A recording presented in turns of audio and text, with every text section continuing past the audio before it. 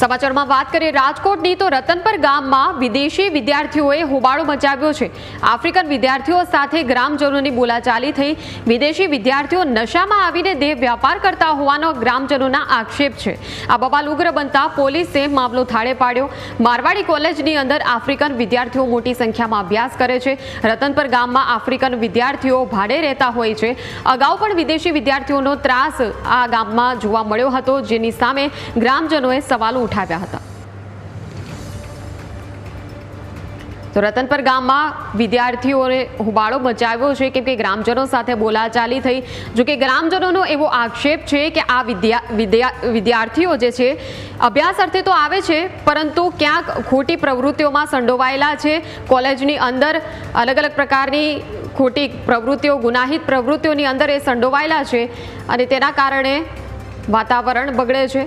ગ્રામજનોનો આક્ષેપ છે। આફ્રિકન વિદ્યાર્થીઓ સાથે ગ્રામજનોની બોલાચાલીના આ દ્રશ્યો સામે આવ્યા છે, જે અમે આપને બતાવી રહ્યા છીએ। વિદેશી વિદ્યાર્થીઓ નશામાં આવીને દેહ વ્યાપાર કરતા હોવાનો ગ્રામજનોનો આક્ષેપ છે।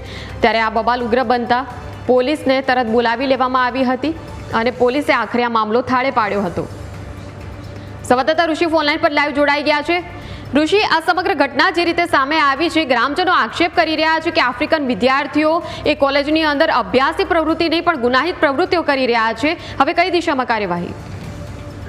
હાલ જે ઘટના સામે આવી છે તે રાજકોટના મારવાડી કોલેજના આફ્રિકન વિદ્યાર્થીઓની જે ગ્રામજનો સાથે બબાલ છે તેની આ સમગ્ર ઘટના છે। અવારનવાર જે ગ્રામજનો છે તેની સાથે આ વિદેશી વિદ્યાર્થીઓનું ઘર્ષણ થતું હોવાના વિડીયો પણ સામે આવ્યા છે અને ત્રીજી ચોથી ઘટના આ છેલ્લા 3 મહિનામાં બનવા પામી છે। ખાસ ગ્રામજનો આ વિદ્યાર્થીઓ પર અનેક પ્રકારના આક્ષેપો મૂકે છે।